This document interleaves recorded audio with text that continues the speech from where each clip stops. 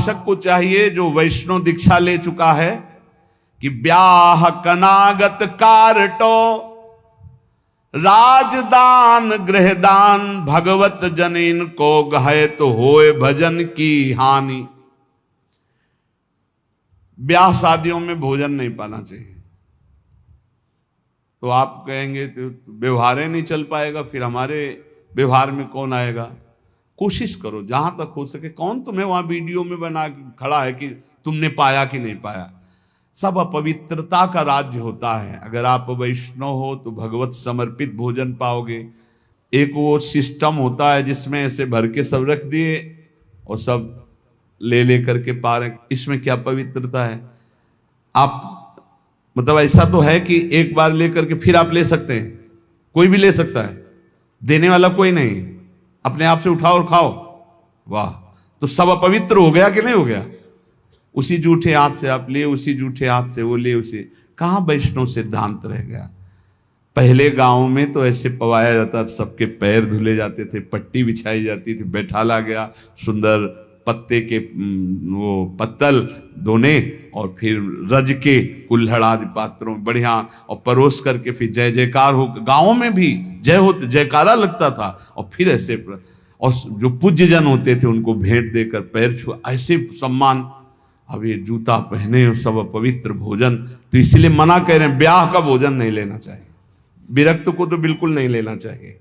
गृहस्थी में अपना देख लो, काम चला लो। उस दिन पेट दर्द कर रहा है ऐसा कह दो, नहीं, अपना बोल दे कि भाई आज हमारा पेट खराब है, उल्टी जैसा लग रहा है, अगर इतना भी पाया तो उल्टी हो जाएगी, अगर आप चाहो तो नींबू पानी ले सकते हैं। ऐसे काम चलाना चाहिए। अपनी वैष्णवता पवित्र, अब उन्हीं में लोग मदिरा जिरा प्रिय उसी से ले रहे हैं, उसी से आप लोगे जूठा, कैसे भजन बनेगा। और दूसरा कह रहे हैं कनागत, पितरों का जो पक्ष आता है उसमें जो भिक्षान पितर श्राद्ध कान ये निषेध किया गया। ये नहीं, वैसे ब्रजवासी जन देते भी नहीं, मना कर देते बाबा हमारे यहाँ श्राद्ध है, और वैसे लेना भी नहीं चाहिए, नहीं तो भजन का नाश होता है। ब्याह का भोजन नहीं लेना चाहिए, कनागत पितर श्राद्ध का भोजन नहीं लेना चाहिए। और कारटो वो जो तेरही जो शरीर छूटने के बाद वो भंडारा होता है वो वैष्णव जनों को नहीं पाना चाहिए। अब अपने घर में है तो बात अलग है, लेकिन निमंत्रण का नहीं पाना चाहिए। और विरक्त को तो पाना ही नहीं चाहिए। ब्याह का नहीं पाना चाहिए, पितृ श्राद्ध का नहीं पाना चाहिए। और कारटो कहते तेरही, जो 13 वहां शरीर पूरा होने के बाद वो नहीं पाना चाहिए। और कह रहे हैं राजदान, राजा का भोजन नहीं पाना चाहिए। बड़े राज पदों पर विराजमान उनका प्रतिग्रह नहीं लेना चाहिए। और यहां प्राय हम प्रार्थना करते हैं अपने जनों से कि कभी ऐसा न स्वीकार किया जाए। जो साधारण नौकरी करते हैं, किसान हैं, वो 150 रुपया दे दे तो ले ले, उससे नमक दाल रोटी खाओगे तो भजन बढ़ेगा। और जो ऊंची गड्डी के चक्कर में पड़ोगे तो फिर भाव बिगड़ जाएगा, भजन नहीं होगा। राजअन्न निषेध किया गया है। राजअन्न राज प्रतिग्रह बहुत हानिकारक होता है। यहां तक कि राज दर्शन निषेध किया गया। जब महाप्रभु चैतन्य देव से कहा गया कि जगन्नाथपुरी के परम महाभागवत राजा रुद्र प्रताप जी आपके दर्शन करना चाहते हैं, तो उन्होंने कहा हाँ यही करोगे ना, हमारा सन्यास धर्म नष्ट करोगे, अब राज दर्शन हम करें। यहां तक कि वो राजवेश से छुप करके और गोपी गीत कंठस्थ करके जब महाप्रभु को दूर से सुना तो कहा कौन महाभागवत अमृत रस बरसा रहा है। महाप्रभु ने आलिंगन किया। राज दर्शन, राज अन्न, राज प्रतिग्रह, ये इसलिए कि इससे बुद्धि भ्रष्ट हो जाती है, भजन में रुचि नहीं होती। और आगे कह रहे गृह दान, ग्रहों का दान। एक हम गृहस्थ को देखा, जब उनके लड़का बच्चा बीमार होते थे तो खीर हलवा और भेंट उसको गोद में लाते और ऐसे सामने उतारते, कहते ले बाबा। एक बार गुरुजी से पूछा कि भिक्षा में जैसे, अरे बोले ले मत लेना, उसमें नहीं कभी ऐसा। देखो लोग संत महात्माओं को क्या समझते हैं, ऐसे पवाया जाता है जैसे अपने पुत्र को पवाओ। तो किस भाव से पवाते हो? बस पुत्र ने पा लिया यही सौभाग्य, संत ने पा लिया सारे अमंगल नष्ट हो गए। इसीलिए बहुत संभल के खान पान करना, जैसे कोई बीमार है उतार के, और ऐसे, या ग्रह नक्षत्रों का दान, बोले होए भजन की हानि पक्का। ब्याह का, श्राद्ध का, पितृपक्ष का, एकादश श्राद्ध का, 13वीं का, राजन्न का और ग्रहों का दान, भगवत जन इनको गाए तो होए भजन के हानि पक्का। भजन नाश हो, जो ग्रह नक्षत्रों आदि का नहीं दान पुण्य करते, बहुत होश में। घाट बाट चौपाल चुरी देवल हाट मसान, भगवत बसिन सराय में भजन भड़ाई निदान। इतने जगह का भोजन नहीं लेना चाहिए, ऐसी जगह बैठ के भजन नहीं करना चाहिए। बोले घाट में जहां स्त्री पुरुष स्नान कर रहे हो वहां बैठकर भजन नहीं करना चाहिए। भजन नहीं होगा, उपद्रव करेगा, नेत्र चंचल होंगे। जहां स्त्री पुरुष की भीड़ लगी हो, लोग स्नान करते हो, ऐसे स्थानों पे उपासक को नहीं बैठना चाहिए भजन के लिए। जहां से लोग रास्ता बनाए हों वहां नहीं बैठना चाहिए। घाट बाट और चौपाल, चौराहे पर नहीं, और देवल मंदिर में बैठकर नहीं, और हाट बाजार में बैठ करके नहीं, और श्मशान में बैठकर नहीं। भगवत रसिक सराय, सराय आदि में जहां बहुत लोग बैठकर संगोष्ठी करते हो वहां नहीं।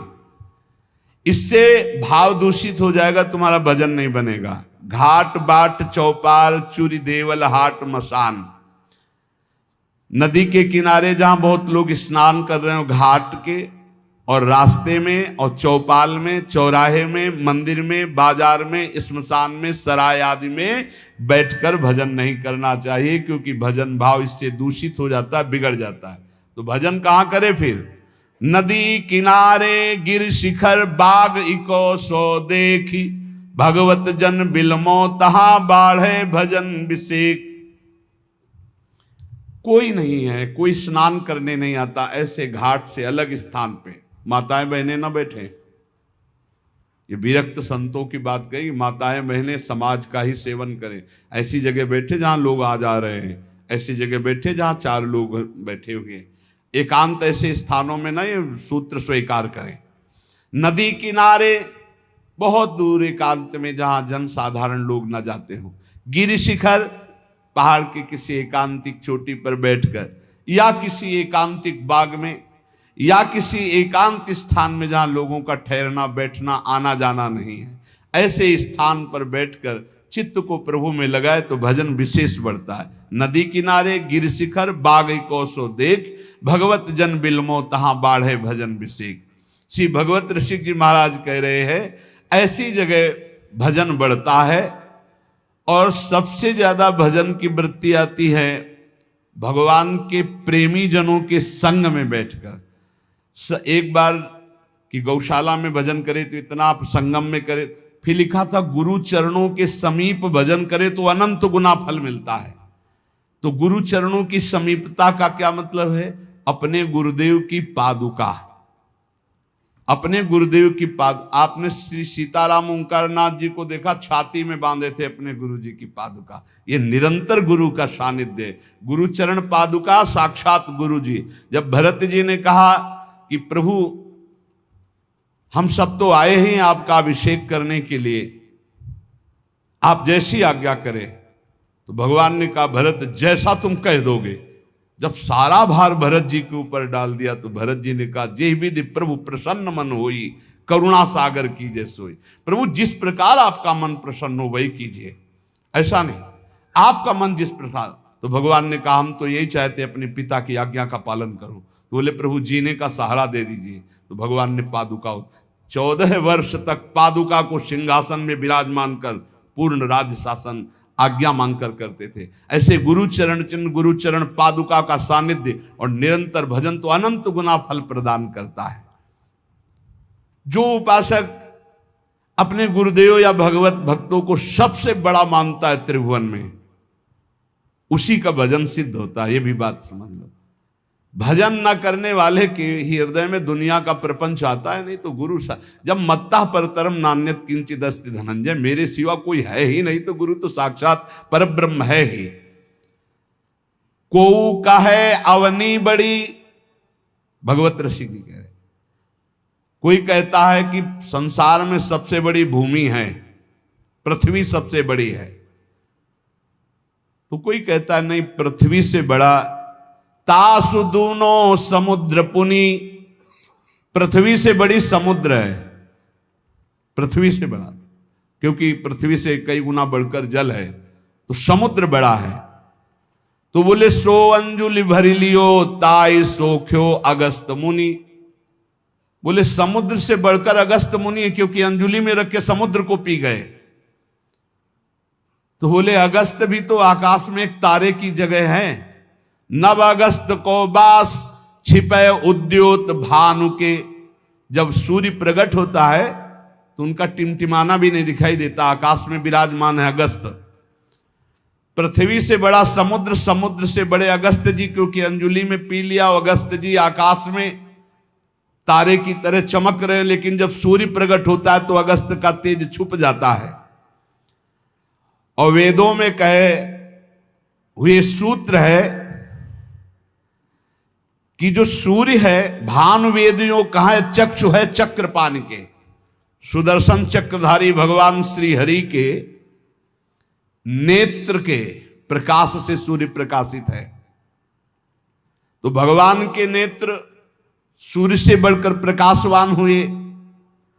और ऐसे भगवान चक्रपाणि हरिजन के हृदय कमल कीन्हो निवास, भगवान कहते हैं मुझे भक्तों ने अधीन कर लिया है, आम भक्त पराधीनो असुतंत्र यदि, ऐसे भगवान भक्त के अधीन है।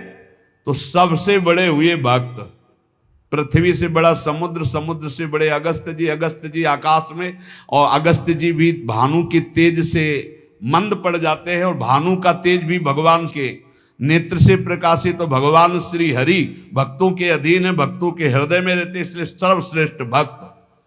जो भक्तों को सर्वश्रेष्ठ मानता है, गुरु को सर्वश्रेष्ठ मानता है, उसके हृदय के सारे दोष नष्ट हो जाते हैं और निश्चित वो भगवत प्राप्त हो जाता है।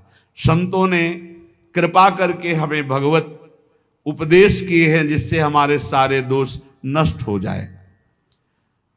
कह रहे हैं कि इस संसार में कैसे जाना जाए कि ये आदमी नरक जाएगा, अपने को कैसे जाना जाए कि हम नरक जाएंगे। बोले विश्वासघातिनो ये च कृतज्ञाव्रत लोपिनः द्विज देवेषु विद्विष्टा शांतयन्ते धराम नराः।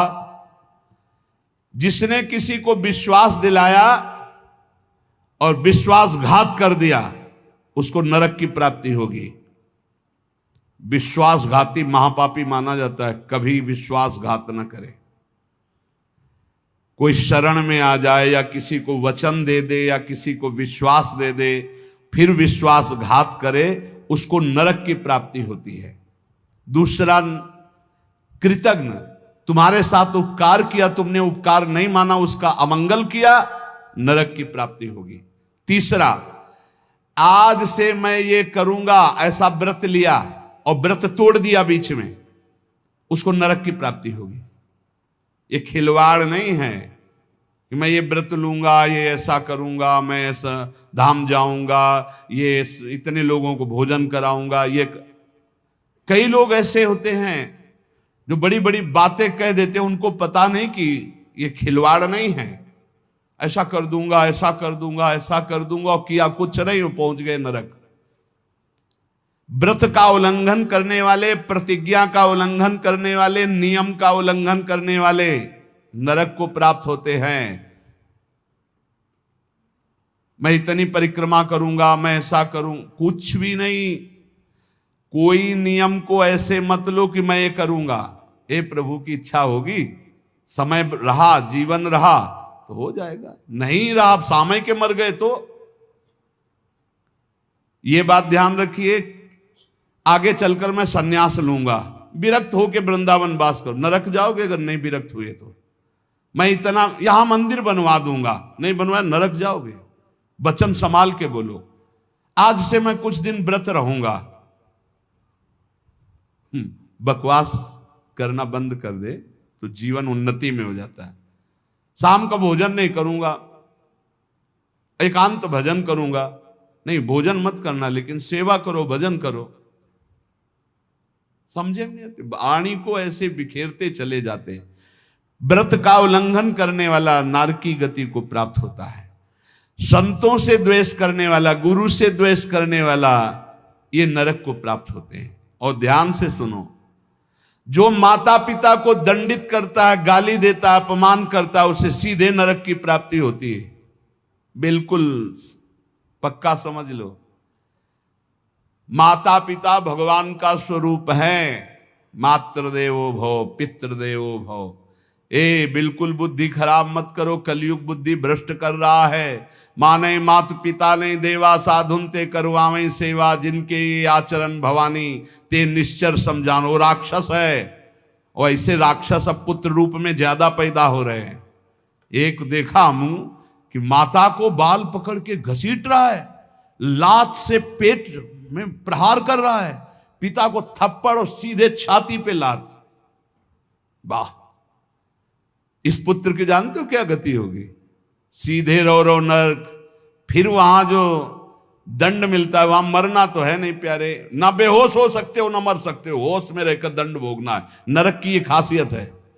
100 बार काटे जाओगे, 100 बार जिंदा रहोगे, उसे यातना देह कहते हैं। होश में ये मत मानना कि नरक वरक नहीं है। जैसे लोग कहते थे अरे कौन नरक सरक, बोल लो। जब फंसते हो ना, बोले यही सब मिलता है, यही नहीं मिलता है। जब चोरी करोगे तो पहले घर से लेके थाने तक डंडा चलेगा, फिर थाने में स्पेशल पिटाई होगी, फिर कपड़े वपड़े संभाल के तुम्हारे हथकड़ी लगा के जज के सामने, फिर वहां तुम्हारी चोरी का न्याय होगा।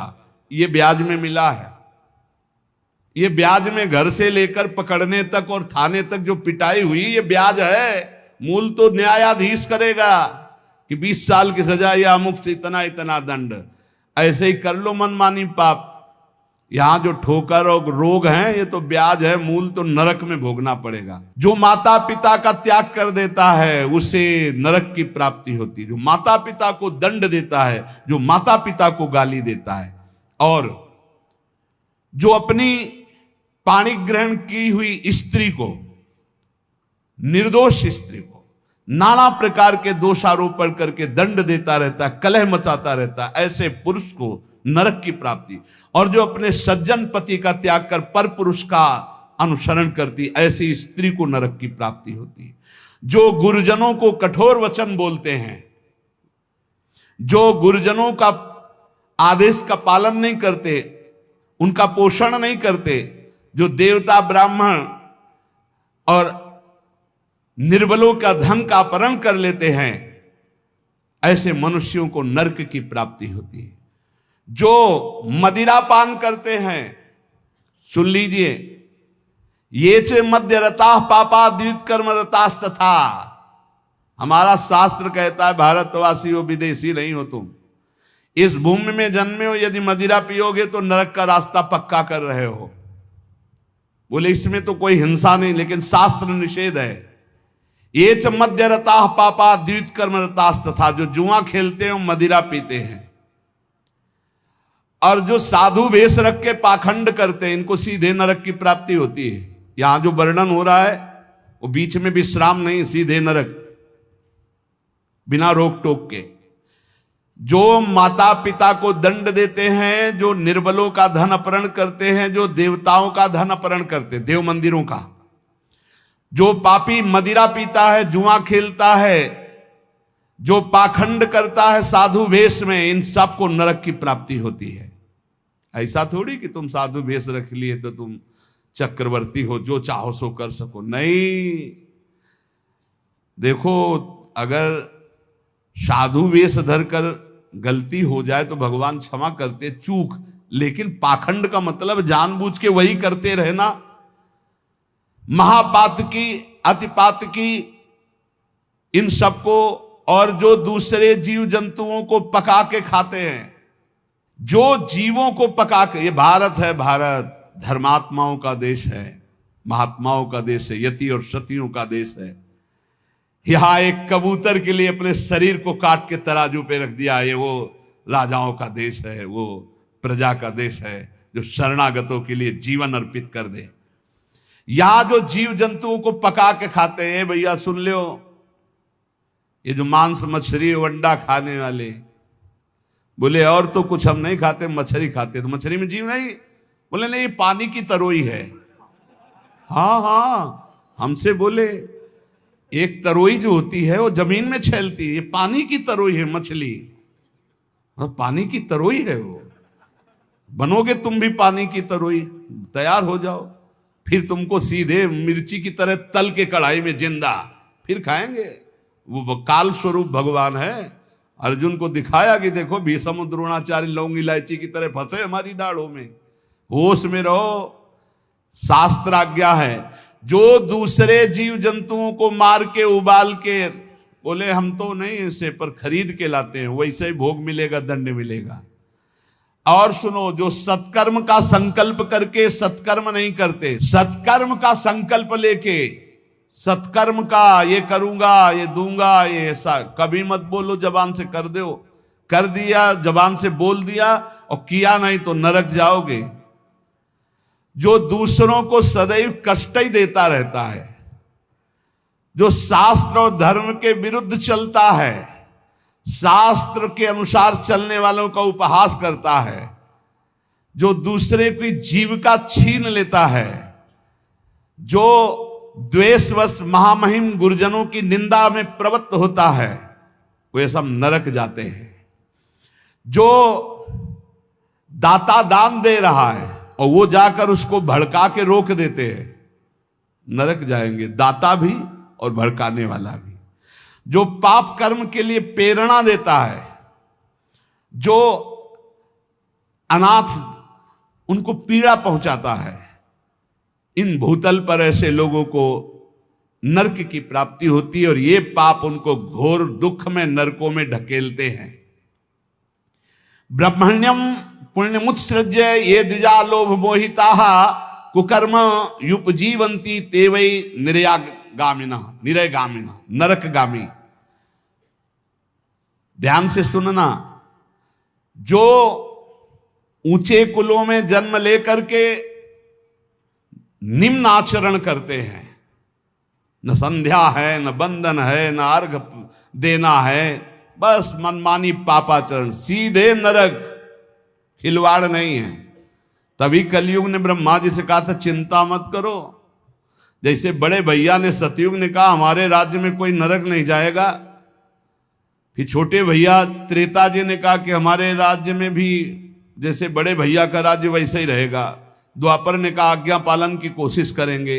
तो कलयुग ने कहा ब्रह्मा जी से वचन देते हैं, भूल चूक से कोई स्वर्ग या परम पद चला जाए ना, सीधे नरक भेजेंगे, हाउसफुल, नरक हाउसफुल रहेगा। देख लो ना, यही लक्षण है, जो लक्षण है उनको देखो प्राय। जो लोभ से मोहित होकर परम पवित्र कुलों में जन्म कर होकर के अपने कुल धर्म का त्याग करके पापाचरण करते हैं, ऐसों को नरक की प्राप्ति होती है। जो भगवान को गालियां देते हैं, नास्तिक हैं, इनको नरक की प्राप्ति होती है। जो धर्म की मर्यादा को भंग करते हैं, उनको नरक की प्राप्ति होती है। जो कामी पुरुष दूसरे की स्त्रियों के साथ या कामी दूसरे पुरुषों के साथ, उनको नरक की प्राप्ति होती है। ध्यान दे दे, भारत है, धर्म विधान है। अब आप कह दो कि नहीं कानून नहीं, ये कानून, ये भागवतिक कानून है, भगवान का बनाया हुआ है, तुम्हें भोगना पड़ेगा। होश में सत्संग सुनाने के लिए ये बड़े बड़े शास्त्रों से, महर्षियों से इसीलिए चयन करते हैं कि तुम्हारे और हमारे होश ठीक रहे। ये भारत है, ये धर्म भूमि है, यहां मनमानी आचरण नहीं कि पतिवंचक परपति रति करई, गोस्वामी तुलसीदास जी, रौरव नरक कल्प सत परई, ऐसे पुरुष के लिए भी है। जो दंभ करता है, जो किसी को दान देने की बात कह के पलट जाता है, उसे नरक की प्राप्ति होती है। जो दूसरों की चुगली करता है, जो अभिमान में भर करके दैन्य पुरुषों को सताता है, ऐसे लोग होते हैं। जो झूठ बोलता है बात बात पे, उनको नरक की प्राप्ति होती है। जो अपनी बात कह के सीधे पलट जाता है, जो दूसरों का धन हड़प लेता है, जो दूसरों को निष्कलंक होने पर भी कलंक लगाता है, ऐसे लोगों को नरक की प्राप्ति होती है। जो पराये सुख और संपत्ति को देखकर जलते हैं, जो प्राणियों के प्राण लेने में बड़े सुख का अनुभव करते, तलछा तलछा कर मारते हैं, बहुत निर्दयी लोग हैं, बहुत निर्दयी लोग। ये जलाते हैं पशुओं को, ऐसे पैर बांध दिए, ऊपर ऐसे सरिया डाल के उसमें पैरों में, और नीचे आग लगा दी। धीरे धीरे घंटों में तड़प, अब मुंह बंधा है, आवाज नहीं निकल, तड़प तड़प कर वो मर रहे, और वो 4-10 बैठे हंसी मजाक करे, करो करो मजाक करो। यमदूत ऐसे ही बांधेंगे, बिल्कुल ऐसे ही। और वहां यहां एक दिन तुम ऐसा पाप करोगे, वहां सैकड़ों वर्ष उसका भोगना पड़ेगा। जैसे 15-20 मिनट पाप कर ले, कत्ल कर ले, व्यभिचार कर ले, पूरे जीवन जेल में रहना पड़ेगा, फांसी भी हो सकती है। ऐसे ही यहां एक पशु को तुमने जलाया, आनंद लिया, वहां हो सकता है कि एक कल्प तक तुमको जलाया जाए। जैसे यहां एक 15 मिनट का अपराध, आजीवन कारावास। होश में, ये नहीं मानना कि ये नरक स्वर्ग सब व्यर्थ है। जो लोग पराई स्त्री को फुसला के फंसा के दुराचार करते हैं, मार देते हैं, जो लोग कुआं, बगीचा, पोखरा, पौशाला, इन स्थानों को अपवित्र करते हैं बेविचार के द्वारा, मलमूत्र त्याग के, मान लो पानी है, पानी में मलमूत्र करना, पानी में बेविचार करना, पानी, ऐसों को सीधे नरक मिलता है, सीधे नरक। पोखरे में, कुएं में, बगीचे में जो अपवित्र आचरण करते हैं, उनको नरक की प्राप्ति होती है। जो देव स्थानों में दी गई जमीन संपत्ति को हड़प लेते हैं, जो बच्चों को चुरा लेते हैं, शिशु बच्चों को चुरा कर बेचना, या जो अतिथि को भोजन दिए बिना स्वयं भोजन कर लेते हैं, ऐसे लोगों को नरक की प्राप्ति होती है। जो सन्यास का संकल्प लेकर फिर सन्यास आश्रम को कलंकित करते हैं, जो मित्र भाव करके दगा दे देते हैं, ऐसे जितने पुरुष बताए गए, ये सब के सब नरकगामी होते हैं। इसलिए हम श्री भगवान का आश्रय लेकर नाम जप करते हुए सुधार करें, हमको नरक न जाना पड़े, इसी जन्म में हमारी भगवत प्राप्ति हो जाए, निश्चित हो जाएगी नाम जप से। और ये संकल्प लो, अब लो नसानी, अब ना न सही हो, तो भगवान कृपा करके माफ कर देंगे। आम तो हम सर्व पापेभ्यो मोक्षयिष्यामि मा शुचा। श्री राधा वल्लभ लाल की।